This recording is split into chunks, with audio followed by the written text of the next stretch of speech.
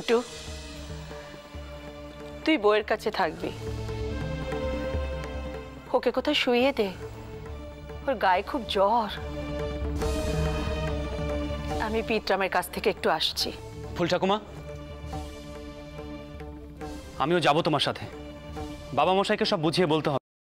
এ কি সর্বনাশ তুমি সংসারে ডেকে আনলে চন্দ্র?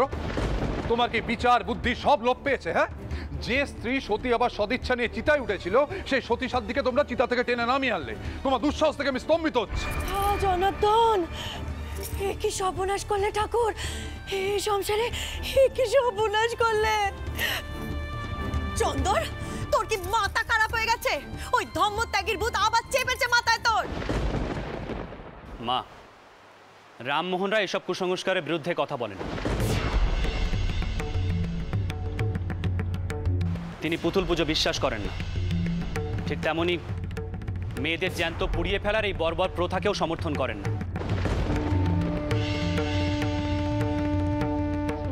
আর তার এই চিন্তাধারাকে আমিও সমর্থন করি। চন্দর, আচ্ছা মা, তুমি বলো তো, একজন স্ত্রী লোকের স্বামী মারা যাওয়ার পর তার কি বেঁচে থাকার কোনো অধিকার নেই? কি তাদের অপরাধ? ভাবো তো, বিধর্মীর মতো কথা বলো না। সব স্ত্রী তো সতী হন না। যে স্ত্রী সতী আবার ইচ্ছা প্রকাশ করেন তাকেই চিতায় তোলা হয়। ব্রাহ্মণ বংশে এই রীতি বহু যুগ ধরে চলে আসছে। বাবা মশাই ধর্মের দোহাই দিয়ে প্রথার নাম করে বাস্তবতাকে অস্বীকার করছেন। আসল বাস্তব হলো, মেয়েদের বোঝানো হয় সতী হওয়া কত পুণ্যের কাজ।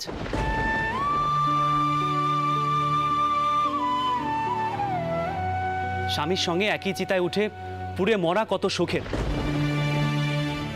এজন্য নাকি স্বর্গ লাভ হয়। আর তাই তো তারা ফাঁদে পা দেয়। চন্দর, কি কইছিস তুই জানিস? আমি শুধু এটুকু জানি মা, বিধবাদের সম্পত্তি লুটে পুটে নেওয়ার এটি একটা সুব্যবস্থা। জয়ের ধ্বনি দিয়ে ঢাক ঢোল পিটিয়ে নেশার জিনিস খাইয়ে সম্মোহিত করে। চুপ কর, চুপ কর কইছি। আমি ভেবেছিলাম তোমার একটু বিচার বুদ্ধি তৈরি হয়েছে, আমার এই বিশাল সম্পত্তি রক্ষা করার মতো যোগ্য উত্তরাধিকারী তুমি, কিন্তু ভুল ভেবেছিলাম। আবেগের বশে সংসার চলে না চন্দ্র। কি জবাব দেবে ব্রাহ্মণদের? এই সমাজ মেনে নেবে তোমার অনাচার? এই মার বাড়ি জ্বলে পুড়ে খার হয়ে যাবে। পিসিমা, পিসিমা, ওই মেয়েকে আপনি আজই বিদায় করুন। বাপ বেটার কথা শেষ হয়েছে। আমার একটা পরামর্শ আছে। 5 কান হওয়ার আগে কাল সকালবেলা মেয়েকে গোপনে কাশীর আশ্রমে পাঠিয়ে দিতে হবে। ভরণ পোষণের দায়িত্ব আমার, কিন্তু বউকে সামলানোর দায়িত্ব তোর চন্দর। ফুল ঠাকুমা, আমি ভেবেছিলাম তুমি অন্তত এই বিষয়টা অন্য চোখে দেখবে। শিশুকাল থেকে জেনে এসেছি পিতরাম মার একজন বড় ব্যবসায়ী। রাজা না হলো রাজার সমকক্ষ। কিন্তু দুঃখের বিষয় এই যে তিনিও সমাজের ভয় পান। আর সমাজের ভয়ে যত অন্যায় অবিচারকে দেখেও চোখ বন্ধ করে রাখেন।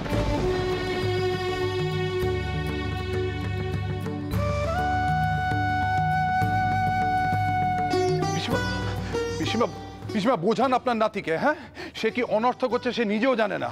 আমি কিন্তু আমার সংসারে কোনো অশান্তি চাই না পিসিমা। আজ যদি জানাজানি হয়ে যায় যে সতীকে চিতা থেকে নামিয়ে এনে আমরা আমাদের বাড়িতে রেখেছি, আশ্রয় দিয়েছি, ব্রাহ্মণরা আমাদের ছেড়ে দেবে। আপনি ওকে বোঝান, এই সামান্য কথাটাও বুঝছে না। চুকি,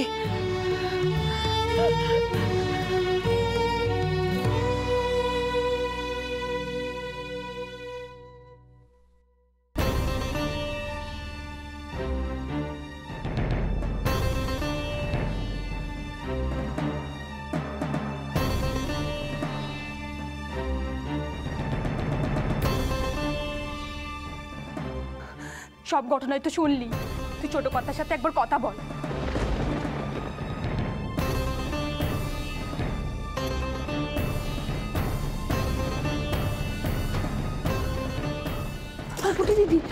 জ্বর বেড়েছে গো, জল পড়তে দিতে হবে।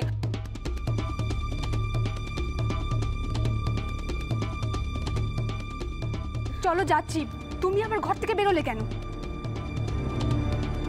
চলো চলো। ঠাকুরপা, এসব কি শুনছি? বৌমা ছেলে মানুষ, তার কথায় এত বড় পরিবারকে তোমার বিপদে মুখে ঠেলে দিতে একবারও বাঁধলো না? তুমি ঠাকুরের আশা ভরসা, আর তুমি বউয়ের কথায় এত বড় সর্বনাশ ডেকে আনলে। আমরা তোমার কেউ নই। কি এমন জাদু করলো এই একরত্তি মেয়ে যে চোখের মাথায় তুমি এত বড় সর্বনাশ ডেকে আনলে? আপনি কেন কাঁদছেন বৌঠান? আমি আমাদের পরিবারের কোনো ক্ষতি হতে দেব না, আপনি নিশ্চিন্তে থাকুন। আর নিশ্চিন্তি, এই জন্যই মুরব্বীরা বলেন মেয়েদের কথায় চললে সর্বনাশ হয়। তুমি আর কিচ্ছুটি করতে পারবে না ঠাকুরপো, কিচ্ছুটি করতে পারবে না। দেখো গে এত করে যাওয়া হওয়ার হয়ে গেছে, দেখো গে যাও।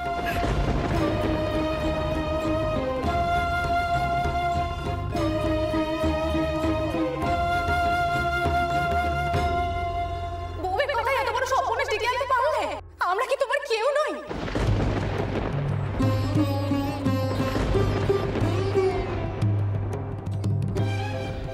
তবে কি কোনো বড় ভুল হয়ে গেল? রানী এমন করে বলল যে।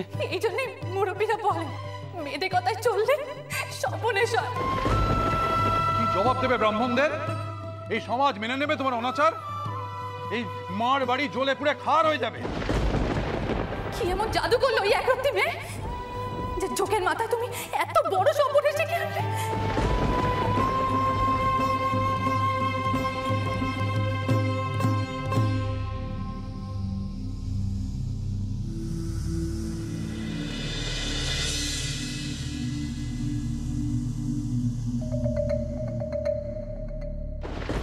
রানী,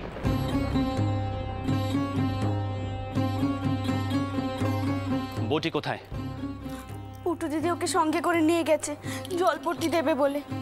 ওটার গা জ্বরে পুড়ে যাচ্ছে। আহা, কি কষ্টটাই না পেয়েছে বউটা। এমন করে বেঁধেছিল, কেউ এত অনিষ্ঠুর হতে পারে? ধর্মের তত্ত্ব বোঝা এত সহজ নয় রানী। আমরা বোধহয় ঝোঁকের বসে অনেক বড় হঠকারী সিদ্ধান্ত নিয়ে বসেছি। আমি ফুল ঠাকুমাকে জানাচ্ছি, কাল নয় আজই বউটিকে অনেক দূরে কোথাও পাঠিয়ে দিতে। হয়তো এখনো লোক জানাজানি বেশি হয়নি। কি বলছেন আপনি? আপনিই তো বলেছিলেন ওকে পালকিতে তুলতে, আপনিই তো বলেছিলেন সব দিক সামলে নেবেন। এখন আবার কি হলো?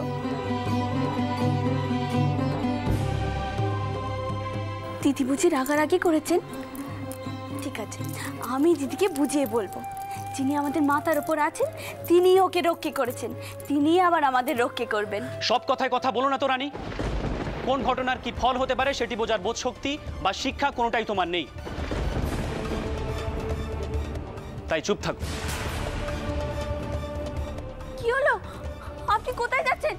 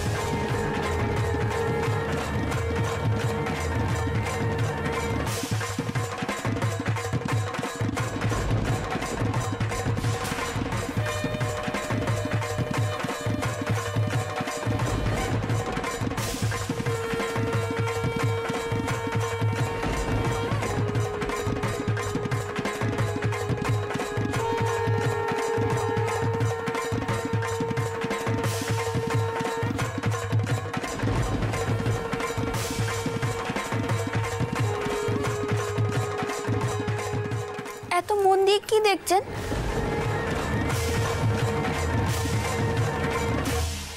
বলছিলাম কি, একবার যদি কবরেজ মশাইকে ডাকা যেত। এত করুণা, অন্যের জন্য তোমার এত চিন্তা,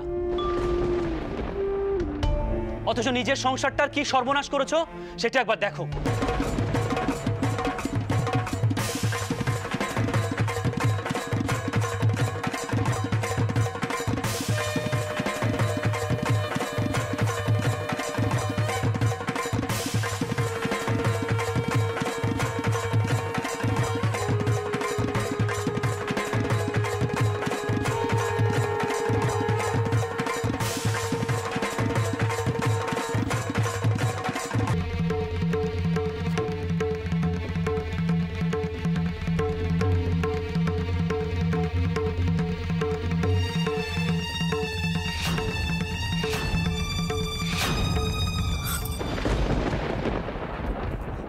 বলুন না, ওনারা কারা?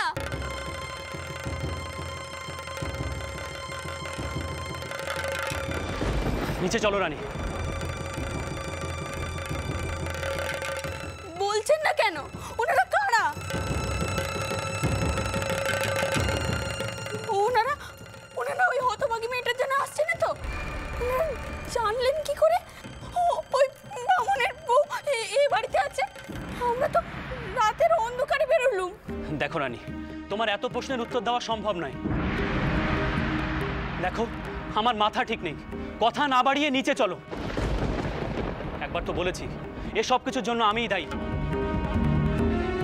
আজ আমার জন্য মার বংশ শেষ হতে চলেছে। তুমি নিচে চলো। আপনি এই নিয়ে দ্বিতীয়বার এই কথা কেন বললেন? আপনি কেন শুধু শুধু নিজের ওপর দোষ কেন নিচ্ছেন? যা করেছি সব দোষ আমার। আমি ভেবেছিলাম ওই মেয়েকে এখানে আনলে কোনো বিপদ হবে না, কিন্তু আচ্ছা আপনি পশ্চিমের ফটকখানা একবার খুলতে বলুন, আমি তিনাদের সামনে ওই মেয়েকে নিয়ে গিয়ে দাঁড়াবো। আমি তো ঠাকুরের কাছে বলেছিল ওই মেয়েকে বাঁচানোর জন্য।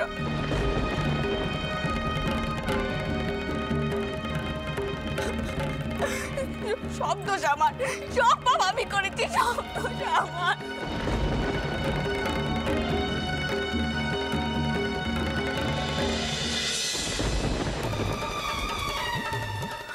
দেখো রানী, দয়া করে আমার সংকট আর বাড়িও না।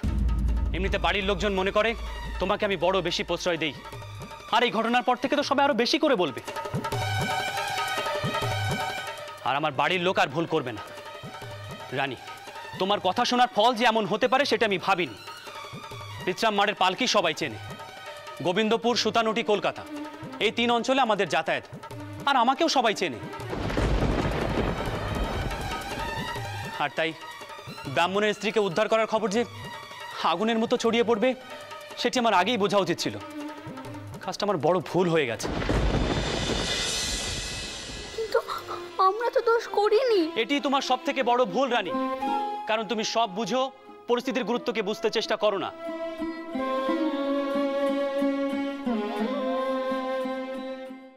এবার দয়া করে একখানা কথা শোনো, তুমি অন্দরমহলের বাইরে পা রাখবে না। আমি না গেলে যে ওনারা আপনাকে দুষবেন। আর বাবা মশাই, না না, আমাকে এমন নিষেধ করবেন না, আমি যাবই।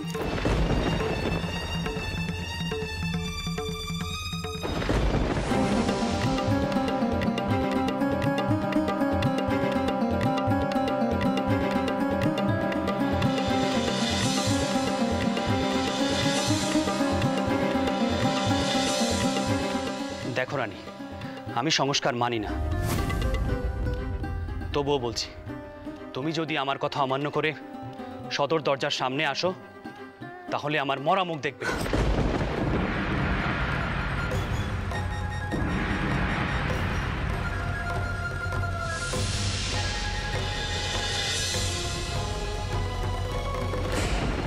কথাটা বলে দিলাম, এখন তুমি তোমার যা ইচ্ছা করতে পারো।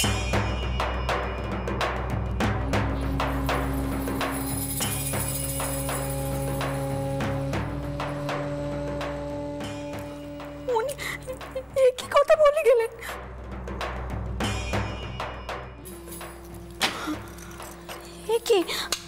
আপনি কি বের করছেন?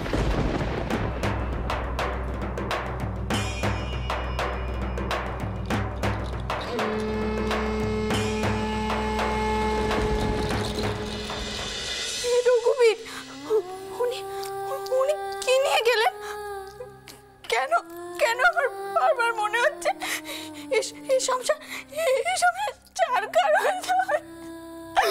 কেন মনে হচ্ছে আমার বারবার? কেন মনে হচ্ছে না আমার? কেন? তুমি তুমি কোথায় রঘুবীর? তুমি কোথায়?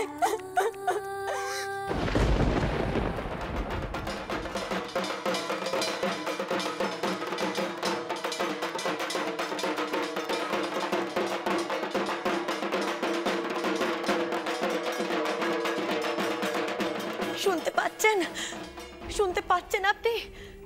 এত সকালে ও কিসের আওয়াজ হচ্ছে? কিসের আওয়াজ? বুঝছো না, এত সকালে ঢাক ঢোলের গুমগুম আওয়াজ তার কি অর্থ? বহুদিন আগে এরকম আওয়াজ শুনলে ভাবতাম বর্গিরা আসছে।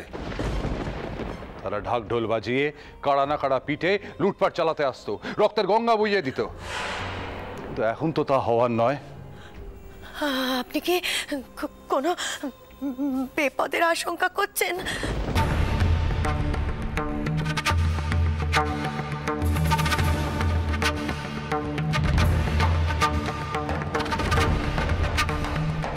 কোথায় যাচ্ছেন? দাঁড়ান, কোথায় যাচ্ছেন আপনি? বন্দুক কানানি, কোথায় যাচ্ছেন আপনি? দাঙ্গা পেতেছে? বেচারা কি সব লুটপাট করছে নাকি? আগে বাইরে গিয়ে দেখি ঠিক কি হচ্ছে। তবে এটা বোধহয় প্রজাদের কাজ নয়। তাহলে তাহলে কাদের কাজ? কাল রাত্রে তোমার সুপুত্র যে কাণ্ডটি বাঁধিয়ে এসেছে, তারপরে এই আওয়াজের হয়তো অন্য অর্থ আছে। যে বাইরে গিয়ে দেখি। ঠাকুর, কি হবে এখন? রক্ষে করো, রক্ষে করো। না না না, আমার বাচ্চাকে একা দোষ দিলে হবে না। দোষ নতুন বউয়েরও আছে। নাহলে আমার বাচ্চা একা একা এমন কাজ করতে পারে না। আমি চিনি আমার বাচ্চাকে, কখনো সে একা এমন কাজ করতে পারেনি। নতুন বউয়ের জন্য করেছে, নতুন বউয়ের জন্য। তবে কি মা ঠিক কথা কইতো? নতুন বউ বশীকরণ জানে। সে আমার বাচ্চাকে বশ করেছে। এবার আমি নিজে নতুন বউকে শিক্ষা দেব। হ্যাঁ, আমি নিজে। সুবালা, সুবালা,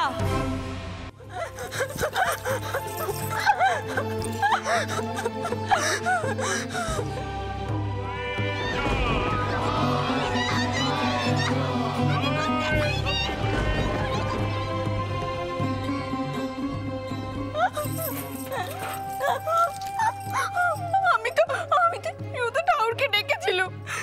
বৃষ্টি পড়লো, চিতে নেমে গেল। তারপরে ওই মেয়েটিকে ওখানে ফেলে রেখে আসা উচিত হতো? বলো ঠাকুর, উচিত হতো? বলো না, উচিত হতো? চোখের সামনে দেখতুম যে মেয়েটি পুড়ে যাচ্ছে মেয়েটি দেখতুম, তাকে ঠিক হতো? বলো না রঘুবীর, ঠিক হতো? আমার স্বামীর পান আছে অঙ্কটে, তুমি তাও কিচ্ছুটি করবে না? কিচ্ছুটি করবে না? তুমি কিচ্ছুটি করবে না? চুপ করে থাকবে? উনি তো আগে এমন কথা কোনোদিনও করনি। তবে আজ কেন কইলেন? বলো না, কেন কইলেন আজ এমন কথা? কেন কইলেন? এত বড় অপবাদ, এত বড় অপবাদ, আমার এত বড় অপবাদ। তুমি যদি আমার কথা অমান্য করে সদর দরজার সামনে আসো, তাহলে আমার মরা মুখ দেখবে। না, এমন হতে পারে না, কোনোদিনও হতে পারে না, হতে পারে না এমন। ওনার কিচ্ছুটি হতে পারে না, কিচ্ছুটি হতে পারে না।